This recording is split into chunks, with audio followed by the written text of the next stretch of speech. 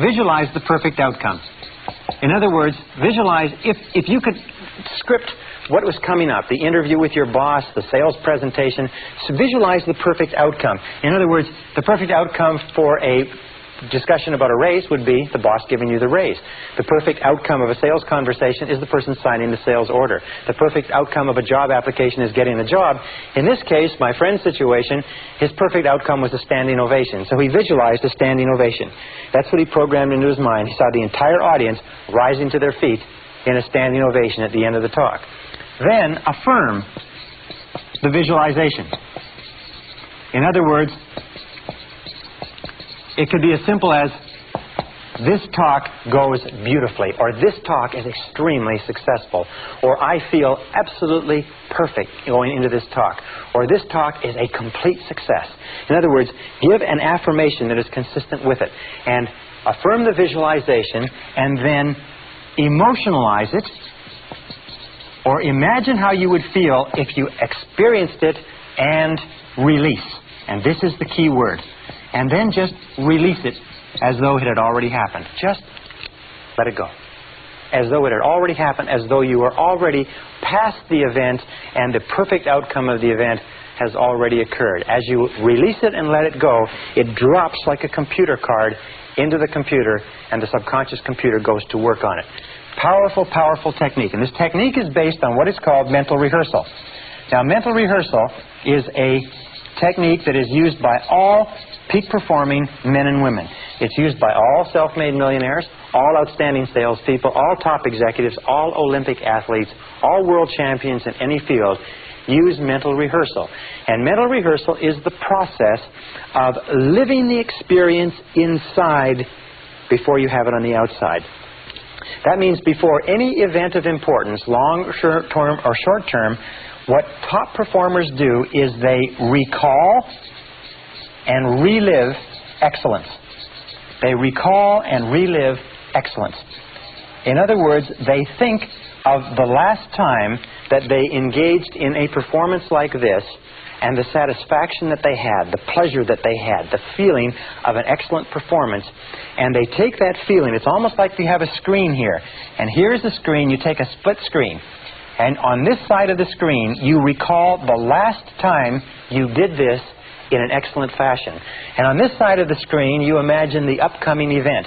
And then when you get this perfectly clearly in your mind, and you can see it with perfect clarity, that last triumph, that last success, the last sale that you closed, the last interview that went well, the last successful party or meeting or social engagement, then you transfer this into the new situation that's upcoming, and you transfer the feeling and the experience, and you overlay the two so that as you anticipate the upcoming experience, you combine it with the feelings of success and pleasure and joy of the previous excellent experience.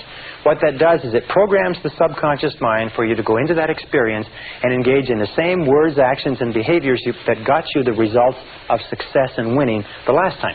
Now, what is the difference between winners and losers? Major difference between winners and losers. Can you imagine what it is? Winners versus losers. It's simply this, is that we all engage in mental rehearsal.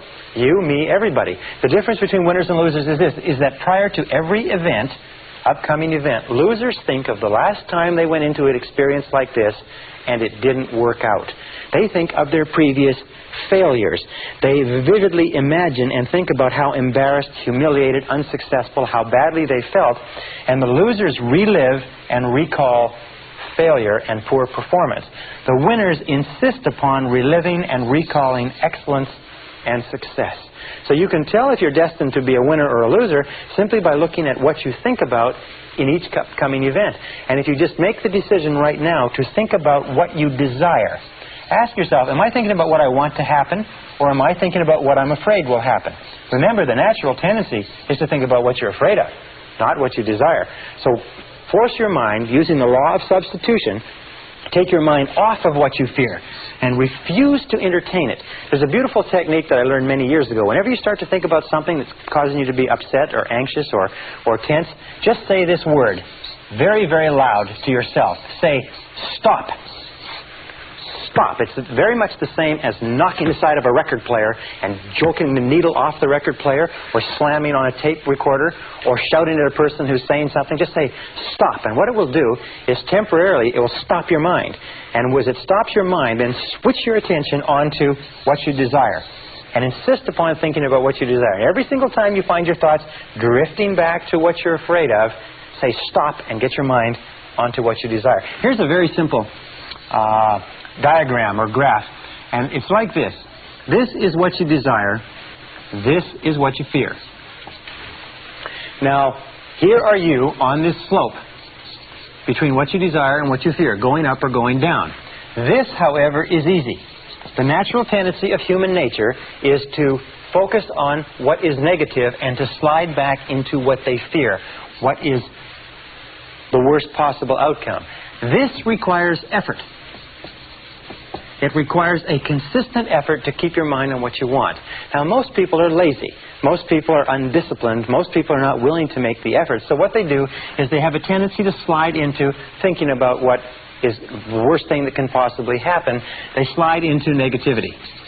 That's why the great majority of people today are negative, and very few people are positive. So be alert to that, is that whenever you find yourself thinking about something that's coming up in advance, it's natural to be filled with doubt and fear. Are natural human tendencies for a variety of reasons that we've talked about before. But the superior human being keeps their mind on what they want. The superior human being stops the negative thoughts. The superior human being concentrates on excellent performance. Now, somebody will say, well, I've never done it before. How can I concentrate, or how can I recall and relive excellence? Easy, in your imagination. You can pretend and imagine that you've done this before. Pretend that you've already succeeded at this. Think about how you would act if you were a superb success in this area. Walk as though you were a success. In neurolinguistic programming, they find that there is a physiological state or way of walking, talking, and acting that is consistent with every emotional state. And that if you walk and talk and act the same way you would if you felt confident, as we said earlier, you'll actually feel the feelings of confidence that go with the behavior. Very important. Now, here's another technique. It's called standard programming technique or standard affirmation technique. And this technique is done with cards, index cards. Or you can use just a series of goals on a piece of paper. Very powerful technique. What you do with this is that, and here's the steps to standard affirmation techniques. You set your goals. You can set 10 to 15 goals. Your subconscious mind can work on 10 to 15 goals at a time. Of course, you have to have your goals in priority, but you don't have to worry about that. About 10 to 15 goals. Number 2 is you take twice daily, morning and evening. Twice daily, morning and evening. You take some time off, where number 3, you can be with no interruptions. And then you write out your goals, again in the form of positive present tense personal affirmations. Okay, goals as positive present tense personal affirmations on cards. Now, many people advise that you use index cards so that you can slide the cards back and forth like this, and just put one on top of the other and write your goal in very, very large, clear letters so that the subconscious mind can see the goal with crystal clarity. And then you sit down with the goals and you read the goal to yourself. You read the goal or the affirmation to yourself. Read, repeat, and then close your eyes. So let us say the goal is I earn $50,000 a year. So we'll say on the card, I earn $50,000. I earn $50,000 a year. You read it, you repeat it, I earn $50,000 a year. Close your eyes and repeat it 3 to 5 times. Repeat the goal 3 to 5 times. And then step number 6 is visualize the outcome. In other words, if you earned $50,000 a year, what would be the outcome? Would it be a bigger car? Would it be a bigger house? Would it be a trip to Tahiti? Would it be a different wardrobe? Would it be a Rolex watch? In other words, visualize the outcome, not the process so much as what the result would be. Or another thing that you can do, by the way, is you can visualize the work. Let us say that you are going to earn $50,000 a year and you imagine you will earn it in your existing profession. Then visualize yourself doing the work in such an excellent fashion that it will actually generate the income. And then step number 7 is imagine the feeling. Imagine the feeling that would accompany the accomplishment of your goal. Imagine the feeling. Close your eyes, and as you sit there with your cards,